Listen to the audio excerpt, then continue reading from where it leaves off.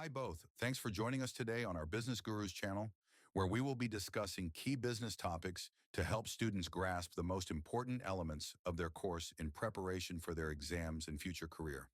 Let's get started. Welcome to the deep dive. Ever looked at two companies selling, well, basically the same thing, and wondered why one's flying high while the other's just not? Yeah, it's a classic puzzle. Well, today we're tackling exactly that. We're doing a really focused deep dive using making marketing decisions as our guide, specifically zeroing in on product differentiation. Right. And this is fundamental stuff. The source material actually gives a really clear, sharp definition.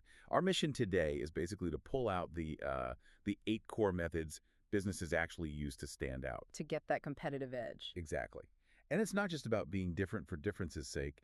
It's strategic. It's about, well, survival in many ways. Absolutely. No fluff today. We want the mechanics. So, okay, let's start with the big why, differentiation. It means making your product stand out. Simple enough, but why bother? Why spend the resources? Because the why is crucial. The sources link it directly to two really big long-term goals. When a company gets differentiation right, it's not just about boosting today's sales figures. They're fundamentally changing their position in the market. And that lets them do two key things.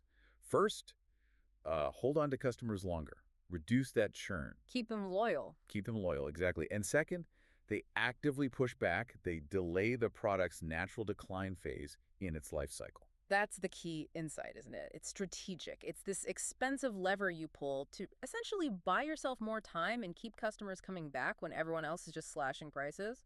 You got it. If you look the same as everyone else, it just becomes a race to the bottom on price. Yeah. So differentiation is the way out. Okay, let's unpack this more. How do they actually do it?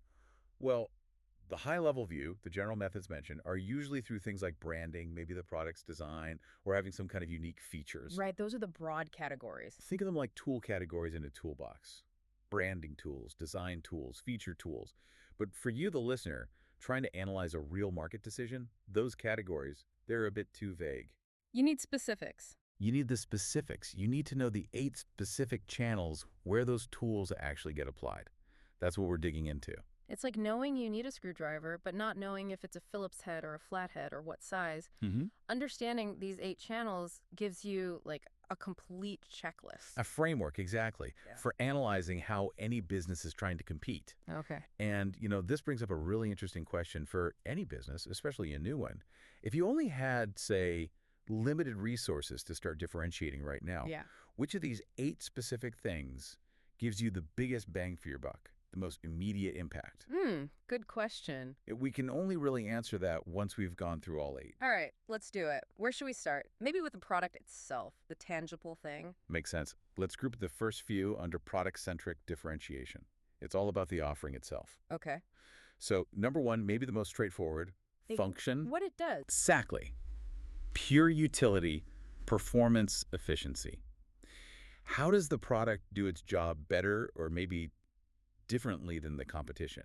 We're not talking looks or marketing yet, just raw effectiveness. Okay, think about when Dyson first showed up with their vacuum cleaners. Perfect example. Their whole thing was that cyclonic suction. It wasn't about looking prettier or being cheaper. It was purely, this works better. It doesn't lose suction like those old bags. Right. They solved a major user frustration through function. And that superior function let them charge way more, which kind of links into another pillar we'll probably get to. It does indeed. That's a great illustration.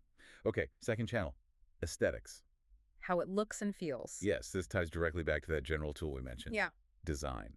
Aesthetics covers the visual appeal, the tactile quality, even the sort of emotional response triggered just by how the product looks. And this is huge, right? Sometimes engineers might overlook it, but think about Apple. Absolutely. Their minimalist design language.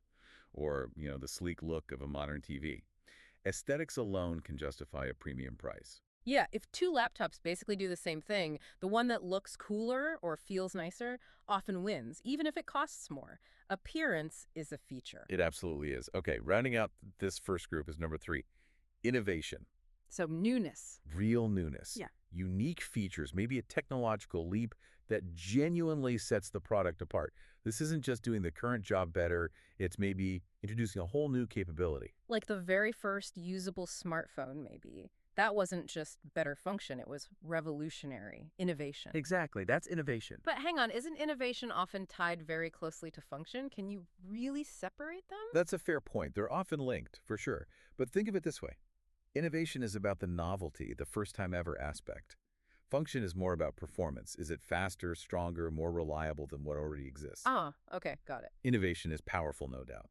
But it can also be temporary, right? Yeah. Because as soon as something truly new works, everyone else rushes to copy it. True. So that covers the product itself. Function, aesthetics, innovation. Where do we go next?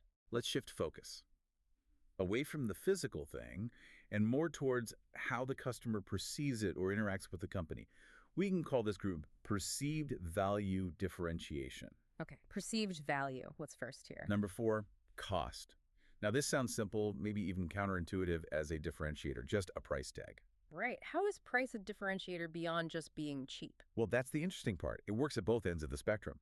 You can differentiate by being the absolute cheapest thing, Walmart. Value through sheer affordability. That's one way. Okay, the cost leader. Or you can differentiate by being ultra premium, luxury goods, where the high cost itself signals exclusivity, top quality, status. Ah, so the price itself becomes part of the product's identity, either super accessible or super exclusive. Precisely. Both are deliberate strategic choices targeting different customers. Okay, number 5, brand image. This links back to branding, one of those general tools. Exactly. This is all the intangible stuff. Mm. The company's reputation, its personality, the story it tells, the emotional connection customers feel. It's the promise you're buying into.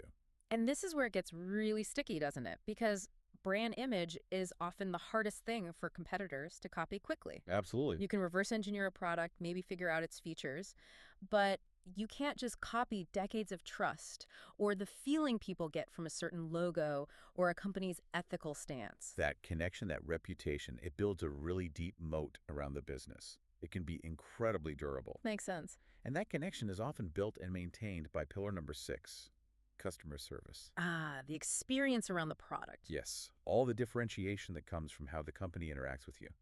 Think about, say, Zappos online. They sell shoes, right? Pretty standard stuff. Yeah, commodity almost. But they built their whole reputation on amazing customer service, legendary return policies, helpful staff. That service was their differentiator. Or think of a high-end hotel like the Ritz-Carlton. Where the service is the main event. Exactly. The premium isn't just for the nice room. It's for the incredible attention to detail, the staff anticipating your needs. That's differentiation through service. So even if the core products are very similar, the whole experience, responsiveness, support, warranty that can become the reason someone chooses you. Absolutely. That wraps up our perceived value group: cost, brand image, and customer service. Okay, what's left? We've done the product, the perception. That leaves us with the final grouping: how the product actually reaches the customer. Let's call it market reach differentiation. How it gets to market and how you find out about it. Got it. So pillar 7. Marketing and promotion. This is purely about how the product is communicated, advertised, talked about, even if your product's function is basically identical to a competitor's. The way you talk about it can make it unique. Exactly. Think about Red Bull. Okay. Energy drink. Standard energy drink, pretty much. But their differentiation isn't really the drink itself. It's the extreme sports sponsorships, the flood tag events, the whole high-energy, adventurous image they project. Right. The marketing is the differentiator. It carves out this specific identity, mostly with younger people, that other energy drinks struggle to replicate, even if their ingredients are almost the same.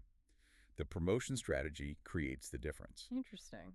Okay, that leaves one more. Pillar 8. Distribution. This is all about access.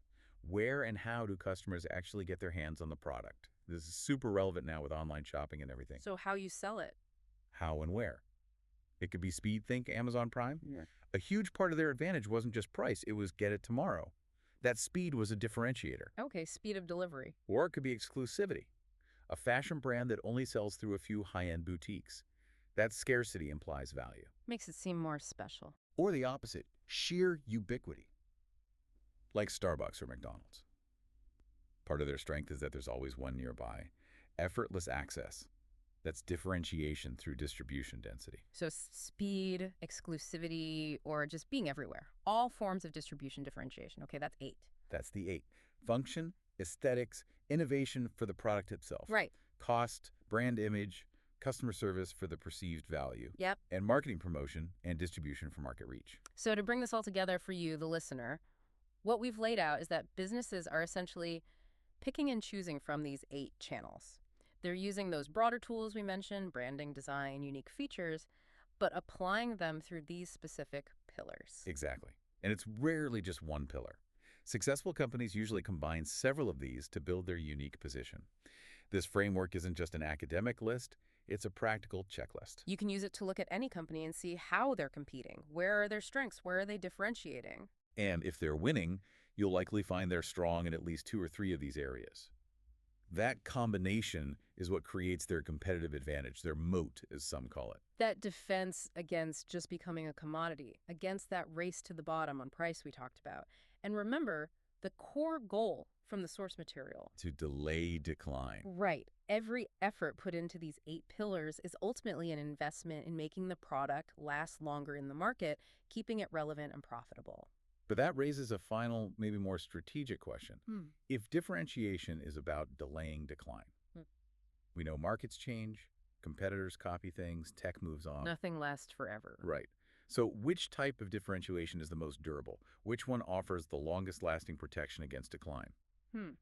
We sort of grouped things, but maybe think about 3 core approaches we discussed. Differentiating primarily on function, what it does, or cost, price strategy, or brand image, that intangible connection. Yeah, those feel like fundamental strategic choices. So if you look at companies that have endured for a really long time, which of those 3, superior function, a compelling cost strategy, or a powerful brand image, do you think is the hardest for competitors to successfully copy or undermine over the long haul? Which one offers the most sustainable protection? Is it being the best, the cheapest, or the most loved? So what does this all mean for long-term strategy? That's the question we'll leave you to ponder. Which moat is deepest? We encourage you to take that and do your own deep dive. Thanks to both of you for joining us today. You've been listening to the Business Gurus. Let's now hand it over to you. What further questions do you have based on what we've discussed so far? Leave a comment and we'll get back to you right away. If you haven't already, hit that follow for more business tips.